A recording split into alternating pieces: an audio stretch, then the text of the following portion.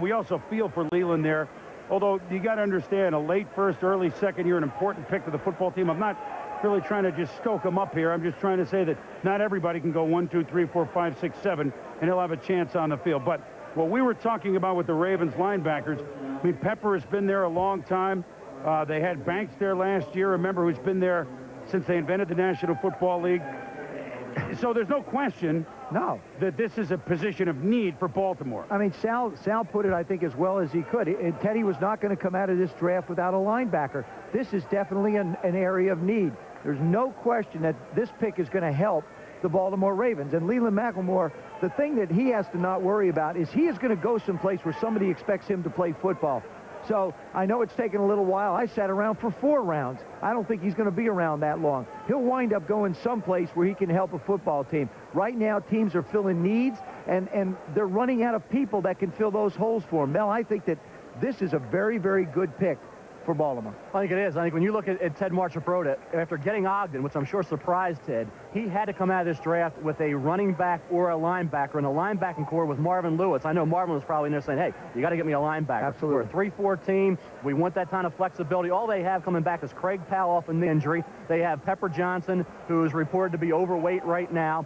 On the other side, they need somebody, and they also need somebody on the inside. Ray Lewis gives them the ability to play inside or outside in a 3-4 defense. I'm surprised Miami didn't go that route. And also, for Leland's sake, you mentioned it, Joe, Ricky Waters was a 2. Thurman Thomas sat here very disappointed, was a second-round pick. Rodney Hampton went right about this spot. So there's nothing to be discouraged about. Some great running backs did not go in the early portion of round 1. Now, you and I haven't had a disagreement in almost 2 hours, but I'm about to disagree with you again. I don't necessarily think that Marvin Lewis is going to wind up in a 3-4 defense with the Baltimore Ravens. I don't think they can afford to. They've got too many down linemen to waste only just 3 on the field. I think he will convert and come up with some type of a way to incorporate a 4-3 style defense with all those people that they have in Baltimore. I can't see it being an exclusive 3-4 like we saw in Pittsburgh. But let's get up to Chris Fowler and Mike Gottfried and get them into the discussion on both Ray Lewis and Baltimore and also Leland McElroy. What's going on and where could he go? Chris?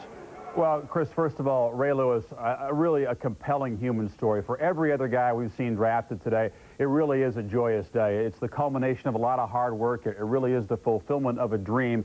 And it is for Ray Lewis, but he really has been robbed of the opportunity to enjoy that. Today at 1 o'clock Eastern Time in North Miami, Ray attended the funeral of one of his former roommates, his close friend Marlon Barnes, the linebacker at the University of Miami, who was just savagely butchered along with his girlfriend on the Miami campus. Ray wearing Marlon Barnes' number 56 Miami jersey to the funeral there. So on a day which should be a cause for celebration, a day when he wanted to have his family there and party, instead he is grieving for the savage murder of a very close friend. You have to feel for Ray Lewis. But at least now, as his former roommate would have wanted him, he can look forward towards his pro career. He knows where he's going to be playing. Mike Gottfried, he's a guy we watched play in college a lot, and Miami certainly did not have a great season this past year, but no matter how far they got behind, Ray Lewis never stopped trying, a true warrior on the football field. Well, he's a 4-3 middle linebacker, and Baltimore obviously wants to build up the middle, and they've got some good people on defense now. He helps them.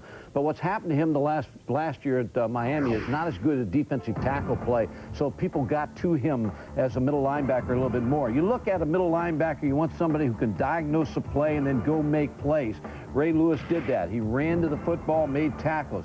As a linebacker, you need to be able to cover zone coverage. You need to be able to man up. Here he's in zone coverage. He breaks on the ball very nicely, gets the interception, and then a good return. He's got excellent speed. Now, also in the middle linebacker, you want somebody who can go down the line, make plays, and also pursue the football. Here he makes a move, pursues the football out on a pretty good back right there, and a good tackling ability by Ray Lewis. So Ray Lewis is a very good linebacker who knows how to diagnose plays. Not prototype size, but I think a lot of us agree that's just sometimes overrated. This guy's a football player. He's a guy who made his teammates play better in the huddle. Truly has a nose for the football. He's got football instincts. So he is headed to Baltimore again, a day tempered with the grief from his former friend Marlon Barnes, who was murdered. But at least Ray Lewis knows where he's going to the NFL, and he can play if he needs any more inspiration for his lost friend. Now back to New York and Chris.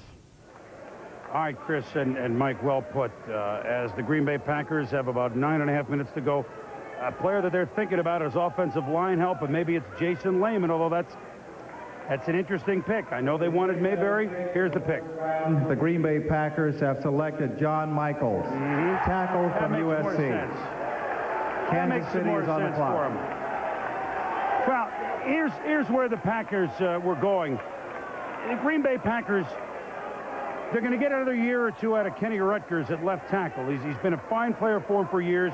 In John Michaels, they get a player who played behind Tony Baselli, the #2 overall pick last year at USC, until this past season. In 1 year, Michaels showed some outstanding athletic skills, and I think, Mel, you will agree with me, he's a John Fina type as far as an athlete is concerned.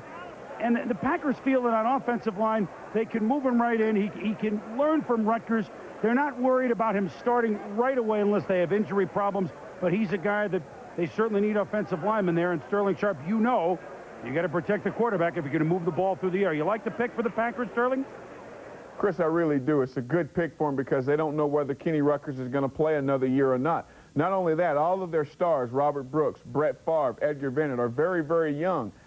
Hopefully they get their guard back and Aaron Taylor healthy this year and move Aaron Timmerman over to the right side. They got a relatively young offensive line with Frank Winters, their center, anchoring that line. I think they're in a very good position. This was a great pick for them because they're on their way up. And, I mean, going to the championship game last year, the only thing next for them is the Super Bowl. So a great pick for them.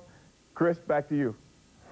I think late word, Sterling, last night that the Packers got an indication from Rutgers, and that was in question this week, but they got an indication that yes, he will play one more year. So I think that went into this pick as well. He's a good guy to school. Michaels, Kansas City, Pittsburgh, and Dallas. Coming up.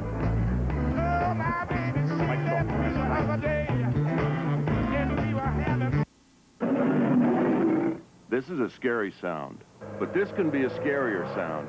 It might be just a small transmission problem or one that'll take a big bite out of your wallet.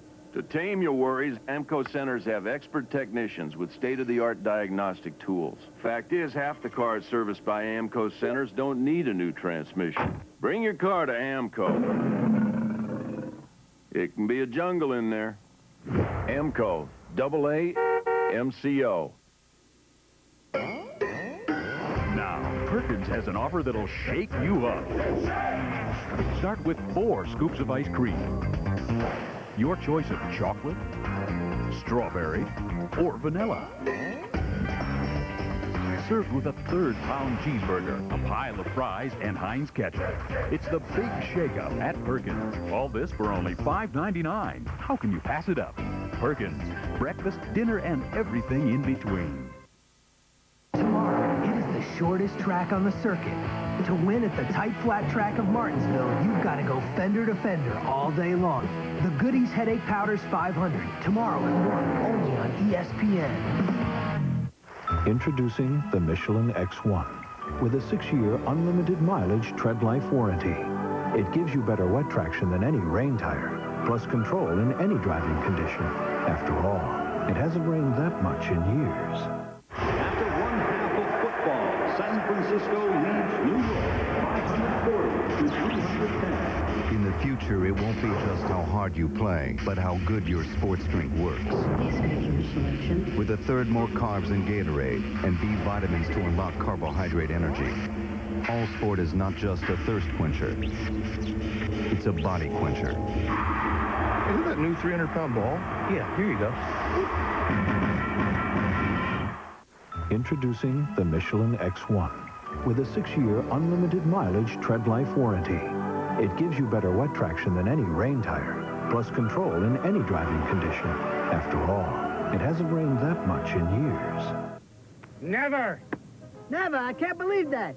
With your wingspan, you could have gotten some real heat on the ball. And you know how intimidating Black Jack McDowell is with that goatee. Uh-huh.